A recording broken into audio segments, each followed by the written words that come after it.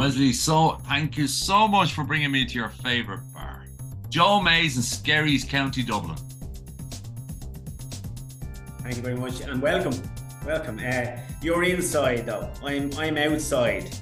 Yeah, is there a story why you're outside and I'm inside? Are you uh, barred? Joe wouldn't let me in today. well, well, maybe you did something last night or yesterday, or are you barred? Maybe.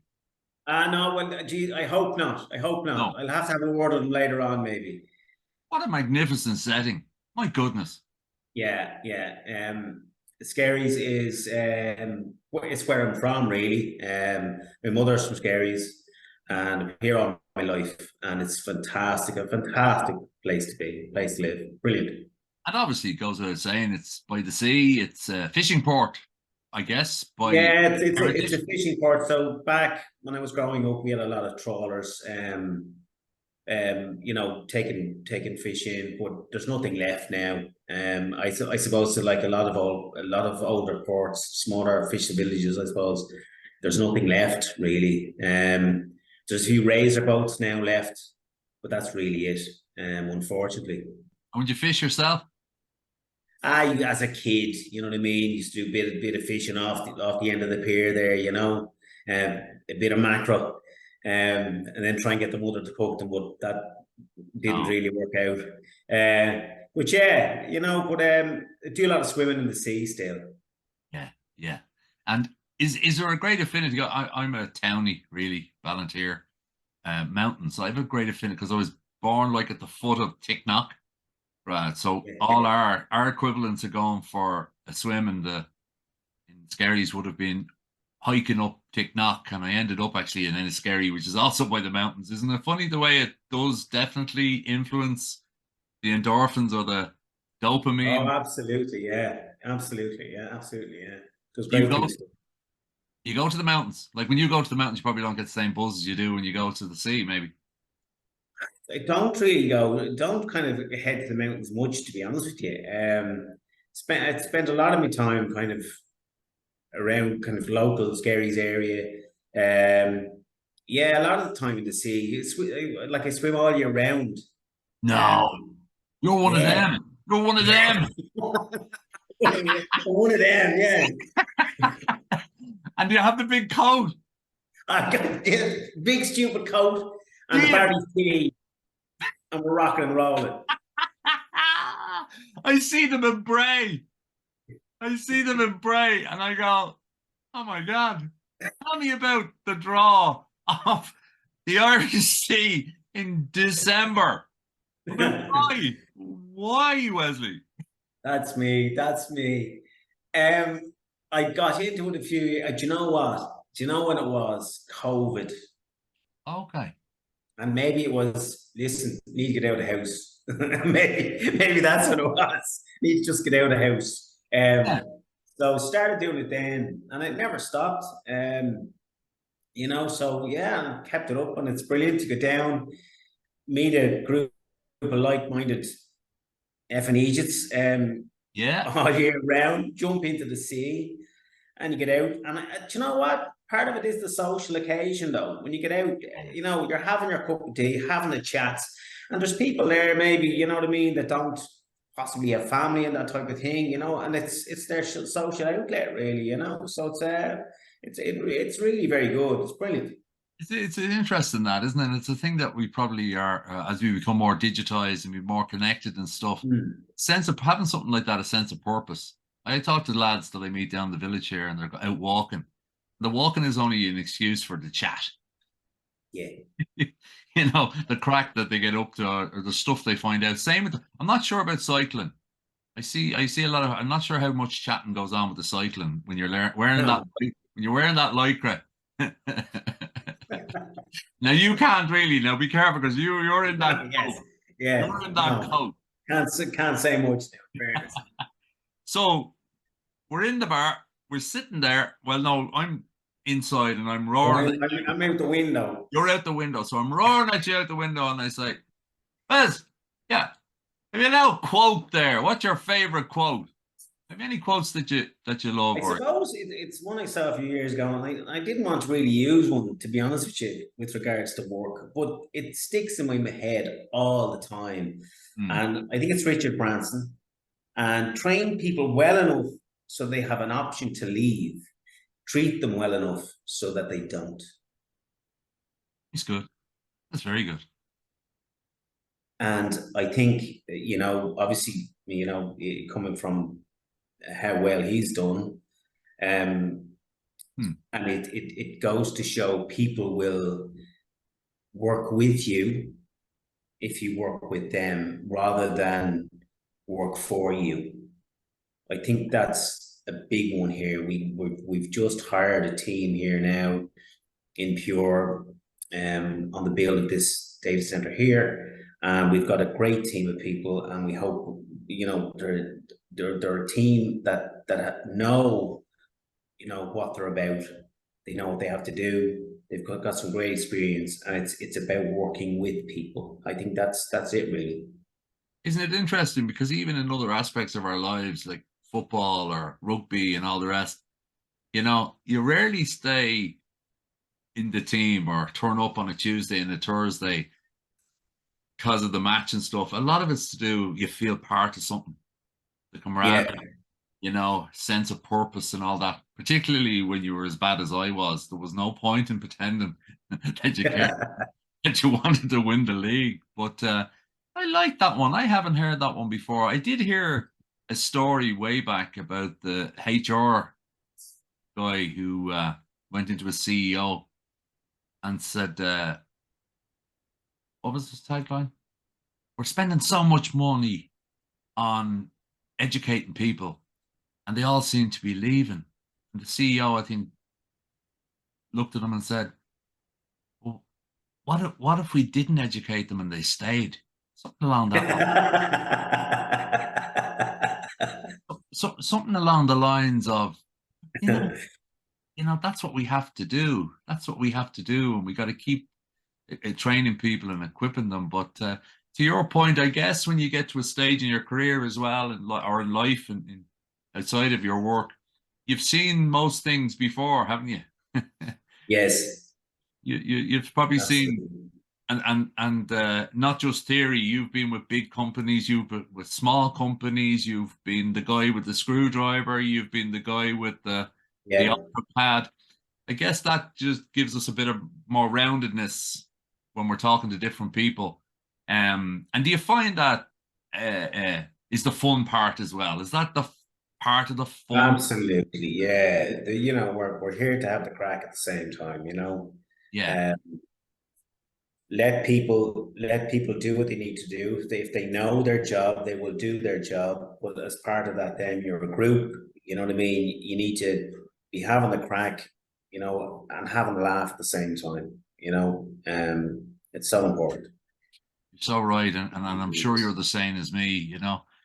The amount of people that we pair up with in different companies, and yet we seem to trip across them again Yeah, by choice, whether it's doing the lottery or whether it's doing uh, talking about music or whatever it might be. yeah. It's find those little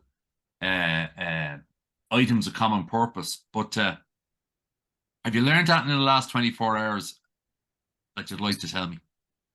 I have learned. I've learned a bit now in the last 24 hours. Have you? So, um, my two children have become very interested in football. Right. Over only in the last few months. Okay. I have two boys, Max and Ryan, 8 and 6, Ooh. and yeah, it's play football with me, daddy. Play football with me, daddy. Yeah. So you have indicated that your football career may not have been the best. I can guarantee it, mine was worse than yours. Right. So the lesson I learned in the last 24, an hour of football with two boys Oh and dynamic movements, your legs don't feel great the next day. I no, think it's no, what no. I've learned in the last 24 hours. You're going to work for a rest. Is that the? Exactly. Yes. And So eight, yeah, so 8-6, boys, 8-6. Wow. yeah. We get a lot of people tune in that aren't necessarily from Ireland or even Europe. So football to us, I guess, is soccer, right? The round ball. The round ball, exactly. Yes. Yeah, Yeah, yeah.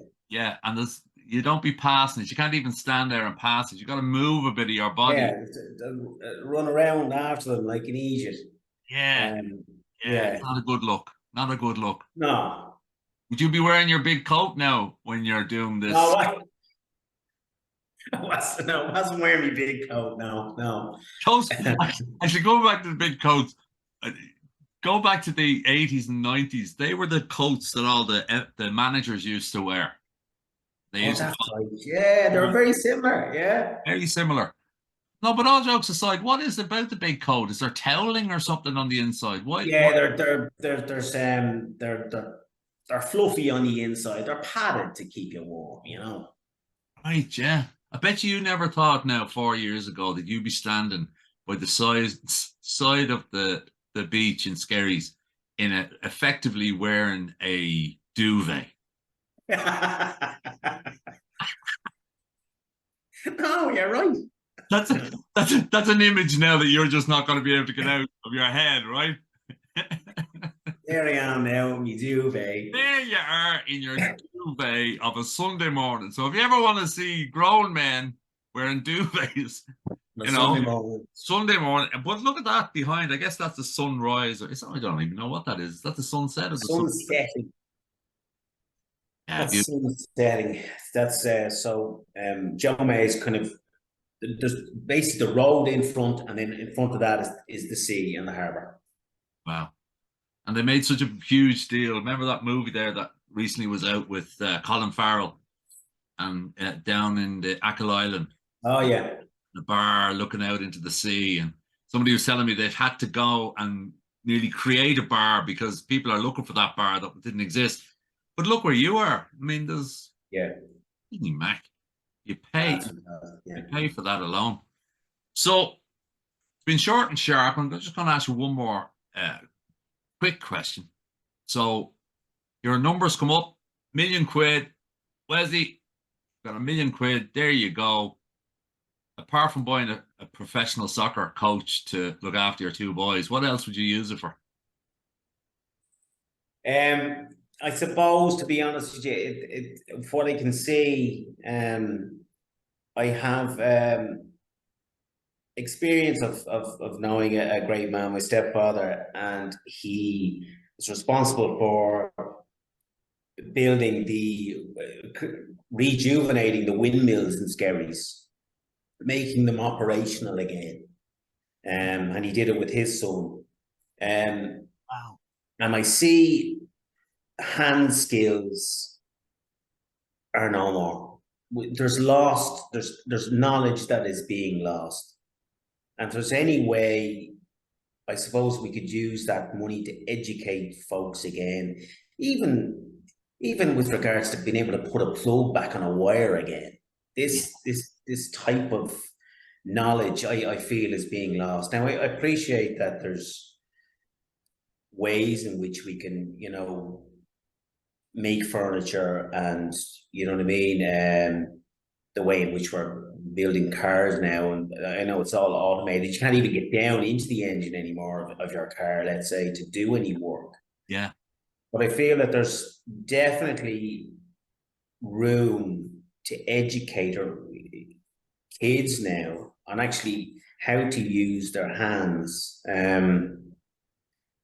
And maybe it's due to kind of, with regards to kind of how health and safety is kind of taken over now. I listen. As a kid, we all did some crazy stuff, but Yeah. I don't even know how we might go about it. But it's educating, especially children, on how to start using their hands again, how to kind of and build things. I don't even know how. I think you're on. I think you're onto something there because you know the saying, "We become what we see," and Yeah, because we aren't doing that either, they're not even seeing others a lot. Because to your point about the car, a lad who is an official oily rag lad, told me that some cars now you can't touch because they'll be out of warranty if you try and meddle with them. You know, so everything is structured nearly not to it works or it doesn't work. But I'll let you in on a little secret. I wasn't that guy as a kid. I wasn't the Meccano kid or the Lego even. But over the last couple of years, year in particular, I've become that anorak fella who buys all the bits and little, the grinders and the thing. And I'm now a bona fide anorak for wood. Yeah, no wood. I'm gone mad. I'm surrounded here in this bar actually by 1,000. Well, the makings and the workings of 1,000 bee hotels, right? Oh, very good. Now, in a million years, this is not me, Wesley. This is just not me. Down I went to Abwood, which is the local furniture making outdoor furniture, you know. But they've all these offcuts, all this offcut stuff that they just dispose. So I'm making bee hotels, and now my daughter helping me, right? To your point, and it can be a challenge to find common interests with a 14-year-old girl, you know. Yeah. So we're gluing and we're drilling and we're fucking doing everything that you're not meant to do. And now I have a callus on my finger.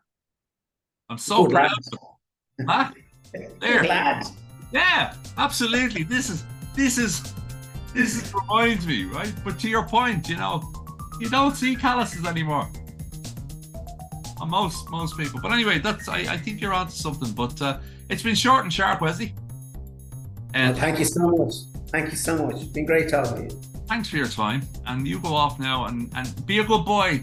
I'll try. I'll go into Joe now and see if I can get back in. Yeah, be a good boy and stop throwing bricks in his window at night.